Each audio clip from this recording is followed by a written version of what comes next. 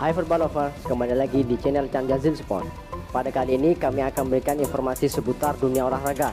Seperti apa videonya? Mari kita simak bersama. Highlight Timnas U19 versus Myanmar menanti racikan pelatih Timnas Indonesia U19 Sintayong di laga lawan Myanmar. Performa permainan skuad Garuda meningkat dan bisa meraih 7 gol atas Myanmar. Itulah prediksi pengamat sepak bola. Timnas Indonesia U19 akan menjalani laga hidup mati di pertandingan terakhir grup A Piala AFF U19 2022 melawan Myanmar. Pertandingan terakhir Timnas Indonesia U19 melawan Myanmar ini akan digelar di Stadion Candrabaga, Bekasi, Jawa Barat, Minggu 10 Juli 2022 malam pukul 20 waktu Indonesia Barat. Dalam laga hidup mati ini menarik untuk menanti racikan strategi dan skuad yang akan dimainkan oleh pelatih Timnas Indonesia Sintayong. Apakah Sintayong akan menurunkan skuad yang sama dalam laga-laga sebelumnya? Ataukah ada perubahan formasi dan cara bermain yang akan dia tampilkan? Sebagaimana diketahui, Sintayong merupakan pelatih yang kerap mengubah strategi dan susunan pemain dalam menghadapi lawan yang berbeda. Hal ini bukan barang baru bagi Sintayong.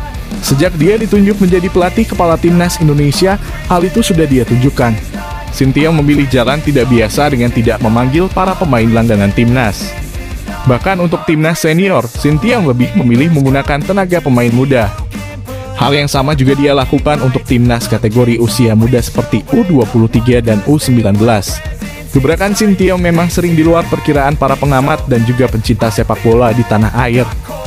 Contoh konkretnya adalah saat Timnas Indonesia U19 menghadapi Filipina pada Jumat 8 Juli 2022 malam.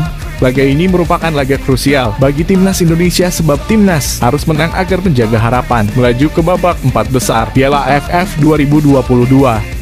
Ngasnya adalah lapangan tengah Timnas Indonesia U19 Marcelino Ferdinand yang dalam 3 laga sebelumnya selalu menjadi motor serangan Timnas. Tak bisa bermain karena mengalami cedera saat bertemu Thailand.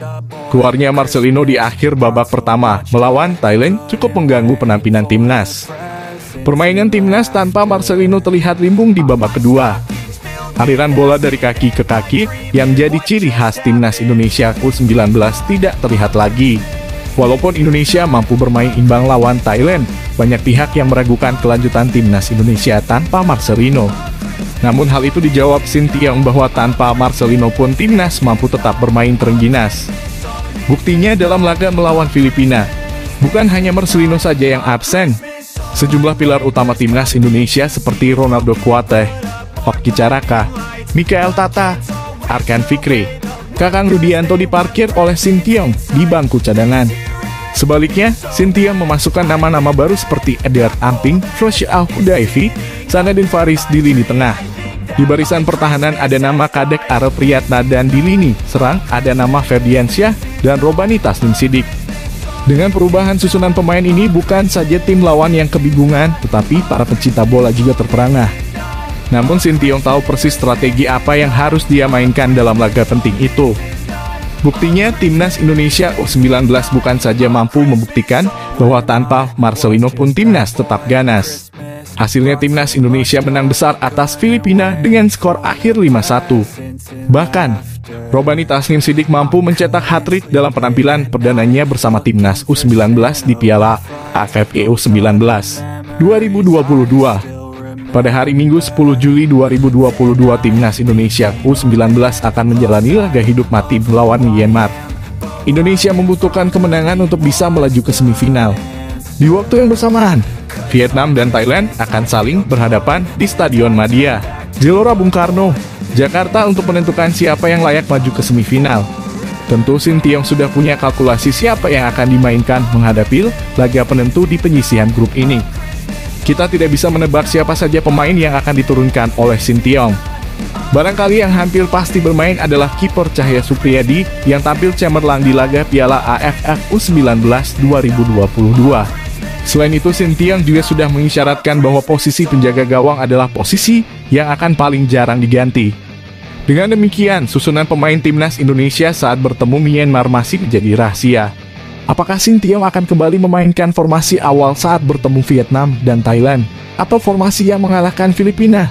Atau bisa juga gabungan formasi yang sudah pernah diturunkan? Tidak ada yang tahu.